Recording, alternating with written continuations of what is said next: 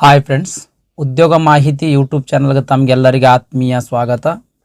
KPSCಯಿಂದ group C ಖಾಲಿ ಹುದ್ದೆಗಳ ನೇಮಕಾತಿಗಾಗಿ ಅಧಿಸೂಚನೆಯನ್ನು ಹೊರಡಿಸಲಾಗಿದೆ. ಈ ಅಧಿಸೂಚನೆಯ ಸಂಪೂರ್ಣ ಮಾಹಿತಿ ಈ ವಿಡಿಯೋದೊಳಗಿರ್ತದೆ. ಹಾಗಾಗಿ ವಿಡಿಯೋ ಸ್ಕಿಪ್ ಮಾಡಲಾರ್ದಂಗೆ ಕೊನೆ ತನಕ ನೋಡ್ರಿ. ಹುದ್ದೆಗಳ ವಿವರ ನೋಡೋಣ ಸ್ನೇಹಿತರೆ. ಯಾವ ಇಲಾಖೆಯಲ್ಲಿ ಯಾವ ಹುದ್ದೆಗಳು, ಆಮೇಲೆ ಎಷ್ಟು ಹುದ್ದೆಗಳು ಖಾಲಿ ಅದಾವ ಅಂತ ಅದ್ರ ಬಗ್ಗೆ ಮಾಹಿತಿಯನ್ನು ನೋಡೋಣ್ರಿ. ಇಲಾಖೆಯ ಹೆಸರು ಕೈಗಾರಿಕೆ ಮತ್ತು ವಾಣಿಜ್ಯ ಇಲಾಖೆ. ಈ ಕೈಗಾರಿಕಾ ಮತ್ತು ವಾಣಿಜ್ಯ ಇಲಾಖೆಯಲ್ಲಿ ಕೈಗಾರಿಕಾ ವಿಸ್ತರಣಾಧಿಕಾರಿ ಅಂದರೆ ಇಂಡಸ್ಟ್ರಿಯಲ್ ಎಕ್ಸ್ಟೆನ್ಷನ್ ಆಫೀಸರ್ ಅಂತ 50 ಹುದ್ದೆಗಳು ಖಾಲಿ ಇರ್ತಕ್ಕಂಥದ್ದು. ಆಮೇಲೆ ಸಾರ್ವಜನಿಕ ಗ್ರಂಥಾಲಯ ಇಲಾಖೆ. ಈ ಇಲಾಖೆಯಲ್ಲಿ ಗ್ರಂಥಪಾಲಕ ಅಂದರೆ ಲೈಬ್ರರಿ ಅನ್ನಂತಿಗಿಸಿಂದೇಳಿ 10 ಹುದ್ದೆಗಳು ಖಾಲಿ ಇರ್ತಕ್ಕಂಥದ್ದು. ಒಟ್ಟಾರೆಯಾಗಿ 60 ಹುದ್ದೆಗಳ ನೇಮಕಾತಿಗಾಗಿ ಈ ಅಧಿಸೂಚನೆ ಹೊರಡಿಸಿರ್ತಕ್ಕಂಥದ್ದು. ನೆಕ್ಸ್ಟ್ ಪ್ರಮುಖ ದಿನಾಂಕಗಳ ಬಗ್ಗೆ ನೋಡೋದಾದ್ರೆ, ಈ ಹುದ್ದೆಗಳಿಗೆ KPSC ಅಫೀಷಿಯಲ್ ವೆಬ್ಸೈಟ್ಗೆ ಹೋಗಿ ಆನ್ಲೈನ್ ಮುಖಾಂತರ ಅರ್ಜಿಯನ್ನು ಸಲ್ಲಿಸಬೇಕು. ಅರ್ಜಿ ಸಲ್ಲಿಸಲಿಕ್ಕೆ ಪ್ರಾರಂಭ ದಿನಾಂಕ ಏಪ್ರಿಲ್ 29, 2024. ಅರ್ಜಿ ಸಲ್ಲಿಸಲಿಕ್ಕೆ ಕೊನೆಯ ದಿನಾಂಕ ಮೇ 28, 2024 ಆಗಿರ್ತದೆ. ಅಷ್ಟರೊಳಗೆ ನೀವು ಅರ್ಜಿಯನ್ನು ಸಲ್ಲಿಸಬೇಕ್ರಿ. ನೆಕ್ಸ್ಟ್ ಅರ್ಜಿ ಸಲ್ಲಿಸುವ ಹಂತಗಳ ಬಗ್ಗೆ ನೋಡೋಣ ಸ್ನೇಹಿತರೆ. KPSC ಅಫೀಷಿಯಲ್ ವೆಬ್ಸೈಟ್ಗೆ ಹೋಗ್ಬೇಕು. ಅಫೀಷಿಯಲ್ ವೆಬ್ಸೈಟ್ಗೆ ಹೋಗಿ ಒನ್ ಟೈಮ್ ರಿಜಿಸ್ಟ್ರೇಷನ್ ಅಂತ ಬರ್ತದೆ. ಒನ್ ಟೈಮ್ ರಿಜಿಸ್ಟ್ರೇಷನನ್ನು ಮಾಡ್ಕೊಳ್ಬೇಕಾಗ್ತದೆ ಸ್ನೇಹಿತರೆ. ಯಾರು ಇನ್ನೂವರೆಗೂ KPSC ಅಫೀಷಿಯಲ್ ವೆಬ್ಸೈಟ್ನಿಂದ ಯಾವುದೇ ಹುದ್ದೆಗಳಿಗೆ ಅರ್ಜಿ ಸಲ್ಲಿಸಲು ಅಂಥವ್ರು ಮೊದಲನೇ ಬಾರಿಗೆ ಅರ್ಜಿ ಸಲ್ಲಿಸ್ತಿದ್ರಿ ಅಂತಂದ್ರೆ ಒನ್ ಟೈಮ್ ರಿಜಿಸ್ಟ್ರೇಷನ್ ಮಾಡಿಸ್ಬೇಕು. ಈ ಒನ್ ಟೈಮ್ ರಿಜಿಸ್ಟ್ರೇಷನ್ನಲ್ಲಿ ಪ್ರೊಫೈಲ್ ಕ್ರಿಯೇಷನ್ ಮಾಡೋದಿರ್ತದೆ. ಪ್ರೊಫೈಲನ್ನು ಕರೆಕ್ಟಾಗಿ ಕ್ರಿಯೇಷನ್ ಮಾಡ್ಬೇಕು ಸ್ನೇಹಿತರೆ. ಯಾಕಂತಂದ್ರೆ ಈ ಒನ್ ಟೈಮ್ ರಿಜಿಸ್ಟ್ರೇಷನ್ ಮಾಡಿದ ಮೇಲೆ ಮುಂದಿನ ಎಲ್ಲ ಅಧಿಸೂಚನೆಗಳಿಗೆ ಈ ಒನ್ ಟೈಮ್ ರಿಜಿಸ್ಟ್ರೇಷನ್ ಅಪ್ಲಿಕೇಬಲ್ ಆಗ್ತದೆ ಸ್ನೇಹಿತರೆ. ಹಾಗಾಗಿ ಪ್ರೊಫೈಲ್ ಕ್ರಿಯೇಷನ್ ಮಾಡುವಂಥ ಸಂದರ್ಭದಲ್ಲಿ ಕರೆಕ್ಟಾಗಿ ಕೇರ್ಫುಲ್ಲಿಯಾಗಿ ಪ್ರೊಫೈಲನ್ನು ಕ್ರಿಯೇಟ್ ಮಾಡಬೇಕಾಗ್ತದೆ ಸ್ನೇಹಿತರೆ. ಮತ್ತೊಮ್ಮೆ ಇದು ಪ್ರೊಫೈಲ್ ಕ್ರಿಯೇಷನ್ ಮಾಡೋಕ್ಕೆ ಅವಕಾಶ ಇರುವುದಿಲ್ಲ. ಈ ಒನ್ ಟೈಮ್ ರಿಜಿಸ್ಟ್ರೇಷನ್ ಯಾವ ರೀತಿ ಮಾಡಬೇಕಂತ ಈಗಾಗಲೇ ಕಮರ್ಷಿಯಲ್ ಟ್ಯಾಕ್ಸ್ ಇನ್ಸ್ಪೆಕ್ಟರ್ ಹುದ್ದೆಗಳಿಗೆ ಅರ್ಜಿ ಸಲ್ಲಿಸುವಂತಹ ಸಂದರ್ಭದಲ್ಲಿ ಅದನ್ನು ಇನ್ ಡಿಟೇಲ್ ಆಗಿ ಹೇಳಿದ್ದೀನಿ ಸ್ನೇಹಿತರೆ. ಆ ಕಮರ್ಷಿಯಲ್ ಟ್ಯಾಕ್ಸ್ ಇನ್ಸ್ಪೆಕ್ಟರ್ ಹುದ್ದೆಗಳಿಗೆ ಯಾವ ರೀತಿ ಅರ್ಜಿಯನ್ನು ಸಲ್ಲಿಸಬೇಕಂತ ಅನ್ನೋದ್ರ ಬಗ್ಗೆ ಏನು ವಿಡಿಯೋ ಮಾಡಿದ್ದೀನಲ್ರಿ, ಅದರದ್ದು ಲಿಂಕ್ ಈ ವಿಡಿಯೋದ ಡಿಸ್ಕ್ರಿಪ್ಷನ್ದಾಗ ಕೊಟ್ಟಿರ್ತೀನಿ. ಆ ಲಿಂಕ್ ಮೇಲೆ ಕ್ಲಿಕ್ ಮಾಡೋದ್ರ ಮೂಲಕ ಒನ್ ಟೈಮ್ ರಿಜಿಸ್ಟ್ರೇಷನ್ನಲ್ಲಿ ಈ ಪ್ರೊಫೈಲ್ ಕ್ರಿಯೇಷನನ್ನು ಯಾವ ರೀತಿ ಮಾಡ್ಕೊಳ್ಬೇಕಂತ ಒಮ್ಮೆ ಕಂಪ್ಲೀಟ್ ಆಗಿ ನೋಡ್ರಿ. ಪ್ರೊಫೈಲ್ ಕ್ರಿಯೇಷನ್ ಮಾಡಿದ್ರಿ ಅಂತಂದ್ರೆ 90% ನೀವು ಅಪ್ಲಿಕೇಶನ್ ಹಾಕಿದ್ದಂಗೆ. ನೆಕ್ಸ್ಟ್ ಪ್ರೊಫೈಲ್ ಕ್ರಿಯೇಷನ್ ಮಾಡಿದ ಮೇಲೆ ಅಲ್ಲಿ ಅಪ್ಲೈ ಫಾರ್ ಪೋಸ್ಟ್ ಅಂತ ಒಂದು ಟ್ಯಾಬ್ ಬರ್ತದೆ. ಈ ಅಪ್ಲೈ ಫಾರ್ ಪೋಸ್ಟ್ ಮೇಲೆ ಕ್ಲಿಕ್ ಮಾಡಿ ಪೇಮೆಂಟ್ ಮಾಡಿ ಸಬ್ಮಿಟ್ ಮಾಡೋದಿರ್ತದೆ ಸ್ನೇಹಿತರೆ. ಹಾಗಾಗಿ ಆ ವಿಡಿಯೋನೊಮ್ಮೆ ಕಂಪ್ಲೀಟ್ ಆಗಿ ನೋಡಿ ತದನಂತರ ಅರ್ಜಿಯನ್ನು ಸಲ್ಲಿಸ್ರಿ. ನೆಕ್ಸ್ಟ್ ಅರ್ಜಿ ಶುಲ್ಕದ ಬಗ್ಗೆ ನೋಡೋದಾದ್ರೆ, ಸಾಮಾನ್ಯ ವರ್ಗದ ಅಭ್ಯರ್ಥಿಗಳಿಗೆ 600 ರೂಪಾಯಿ, ಪ್ರವರ್ಗ 2A, 2B, 3A, 3Bಗೆ ಸೇರಿದ ಅಭ್ಯರ್ಥಿಗಳಿಗೆ 300 ರೂಪಾಯಿ, ಮಾಜಿ ಸೈನಿಕ ಅಭ್ಯರ್ಥಿಗಳಿಗೆ 50 ರೂಪಾಯಿ, ಪರಿಶಿಷ್ಟ ಜಾತಿ, ಪರಿಶಿಷ್ಟ ಪಂಗಡ ಹಾಗೂ ಅಂಗವಿಕಲ ಅಭ್ಯರ್ಥಿಗಳಿಗೆ ಯಾವುದೇ ರೀತಿಯ ಅರ್ಜಿ ಶುಲ್ಕ ಇರುವುದಿಲ್ಲ. ಒಂದಕ್ಕಿಂತ ಹೆಚ್ಚು ಹುದ್ದೆಗಳಿಗೆ ಅರ್ಜಿ ಸಲ್ಲಿಸಬೇಕಂತ ಅಂದ್ಕೊಂಡಿದ್ದೀರಿ ಅಂತಂದ್ರೆ ಒಂದೇ ಬಾರಿ ಶುಲ್ಕವನ್ನು ಪಾವತಿಸಬೇಕು. ಒಂದೇ ಬಾರಿ ಶುಲ್ಕವನ್ನು ಪಾವತಿಸಿ ಅರ್ಜಿಯನ್ನು ಸಬ್ಮಿಟ್ ಮಾಡಬೇಕು. ಅರ್ಜಿಯನ್ನು ಸಬ್ಮಿಟ್ ಮಾಡುವಂಥ ಸಂದರ್ಭದಲ್ಲಿ ಹುದ್ದೆಗಳಿಗೆ ಪ್ರಿಫರೆನ್ಸನ್ನು ಕೊಡಬೇಕು ಸ್ನೇಹಿತರೆ. ನೆಕ್ಸ್ಟ್ ನೇಮಕಾತಿ ವಿಧಾನದ ಬಗ್ಗೆ ನೋಡೋಣ ಸ್ನೇಹಿತರೆ. ಫಸ್ಟ್ ಕನ್ನಡ ಭಾಷಾ ಪರೀಕ್ಷೆ ಅಂತ ಬರ್ತದೆ. 150 ಮಾರ್ಕ್ಸಿಂದ ಈ ಪರೀಕ್ಷೆ ಇರ್ತದೆ. ಈ ಪರೀಕ್ಷೆ ಪಾಸ್ ಆಗಬೇಕಾಗಿತ್ತು ಅಂದ್ರೆ 50 ಅಂಕಗಳು ತಗೊಳ್ಬೇಕು.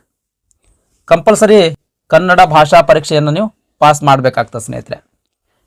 ಈ ಕನ್ನಡ ಭಾಷಾ ಪರೀಕ್ಷೆ ಪಾಸ್ ಮಾಡಿದ ಮೇಲೆ ಗ್ರೂಪ್ ಸಿ ಹುದ್ದೆಗಳ ನೇಮಕಾತಿಗಾಗಿ 2 ಪ್ರಶ್ನೆ ಪತ್ರಿಕೆಗಳನ್ನೊಳಗೊಂಡಿರ್ತಕ್ಕಂಥ ಸ್ಪರ್ಧಾತ್ಮಕ ಪರೀಕ್ಷೆಯನ್ನು ತಗೊಳ್ತಾರೆ. ಪ್ರತಿಯೊಂದು ಪ್ರಶ್ನೆ ಪತ್ರಿಕೆ 100 ಅಂಕದ್ದಾಗಿರ್ತದೆ ಸ್ನೇಹಿತರೆ. ಆಮೇಲೆ ನೆಗೆಟಿವ್ ಮಾರ್ಕಿಂಗ್ ಕೂಡ ಇರ್ತದೆ. ಅಂದರೆ ಪ್ರತಿ ತಪ್ಪು ಉತ್ತರಕ್ಕೆ ಏನು ಪ್ರಶ್ನೆಗೆ ನಿಗದಿಪಡಿಸಿರ್ತಾರಲ್ಲ ಅಂಕಗಳು, ಆ ಅಂಕಗಳಲ್ಲಿ 0.25 ಮಾರ್ಕ್ಸನ್ನು ಡಿಡಕ್ಟ್ ಮಾಡಲಾಗ್ತದೆ. ಅಂದರೆ ಈ ಪ್ರಶ್ನೆ ಪತ್ರಿಕೆ ಆಬ್ಜೆಕ್ಟಿವ್ ಟೈಪ್ ಪ್ಯಾಟರ್ನ್ದಾಗಿರ್ತದೆ. ಅಂದ್ರೆ ಪ್ರಶ್ನೆ ಇರ್ತದೆ, ಏನು ಪ್ರಶ್ನೆ ಇರ್ತಲ್ಲ ಆ ಪ್ರಶ್ನೆಗಳಿಗೆ ಆ ಪ್ರಶ್ನೆಗೆ ABCD ಅಂತ 4 ಆಪ್ಷನ್ಸ್ ಇರ್ತವ.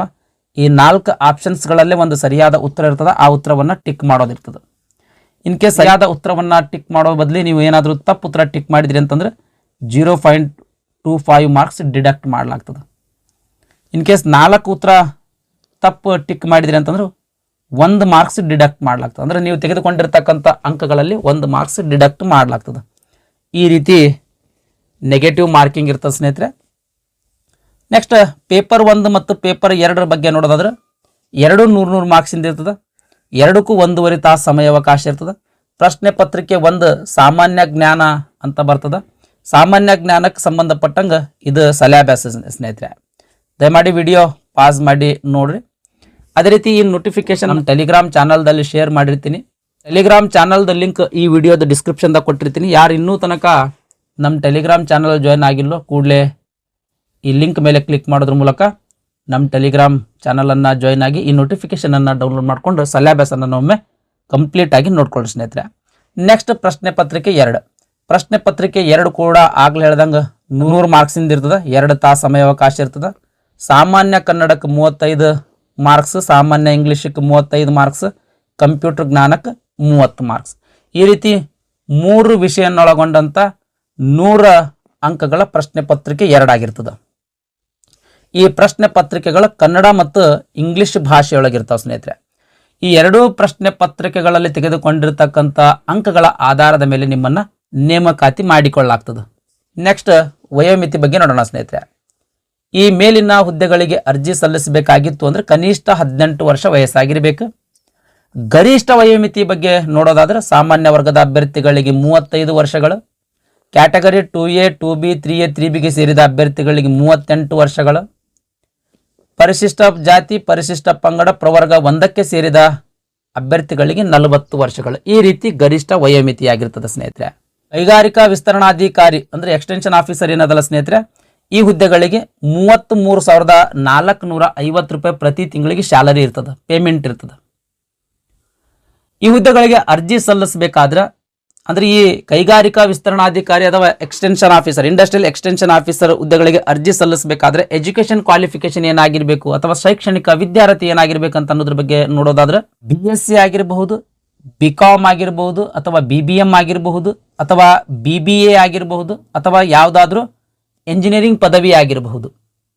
ಇವುಷ್ಟರೊಳಗೆ ಯಾವುದಾದ್ರೂ ಒಂದು ಡಿಗ್ರಿ ನೀವೇನಾದರೂ ಪಾಸ್ ಮಾಡಿದ್ರಿ ಅಂತಂದ್ರೆ ಈ ಹುದ್ದೆಗಳಿಗೆ ಅರ್ಜಿಯನ್ನು ಸಲ್ಲಿಸಬಹುದು. ನೆಕ್ಸ್ಟ್ ಹುದ್ದೆಗಳ ವರ್ಗೀಕರಣದ ಬಗ್ಗೆ ನೋಡೋಣ ಸ್ನೇಹಿತರೆ. ಈ ಇಂಡಸ್ಟ್ರಿಯಲ್ ಎಕ್ಸ್ಟೆನ್ಷನ್ ಆಫೀಸರ್ ಏನು ಖಾಲಿ ಹುದ್ದೆಗಳು 50 ಖಾಲಿ ಹುದ್ದೆಗಳದಾವಲ್ರಿ, ಆ 50 ಖಾಲಿ ಹುದ್ದೆಗಳು ಯಾವ ಕೆಟಗರಿಗೆ ಎಷ್ಟೆಷ್ಟು ಹುದ್ದೆಗಳು ಖಾಲಿ ಅದಾವ ಅಂತ ಇಲ್ಲಿ ಹುದ್ದೆಗಳ ವರ್ಗೀಕರಣವನ್ನು ಕೊಟ್ಟಿರ್ತಕ್ಕಂಥದ್ದು. ದಯಮಾಡಿ ವಿಡಿಯೋ ಪಾಸ್ ಮಾಡಿ ನೋಡ್ಕೊಳ್ರಿ. ನೆಕ್ಸ್ಟ್ ಗ್ರಂಥಪಾಲಕ. ಗ್ರಂಥಪಾಲಕ ಆಗ್ಲೇ ಹೇಳ್ದಂಗೆ 10 ಹುದ್ದೆಗಳು ಖಾಲಿ ಇರ್ತಕ್ಕಂಥದ್ದು. 37,900 ರೂಪಾಯಿ ಹಿಡ್ಕೊಂಡು 70,850 ರೂಪಾಯಿ ತನಕ ಪ್ರತಿ ತಿಂಗಳಿಗೆ ಪೇಮೆಂಟ್ ಇರ್ತದೆ.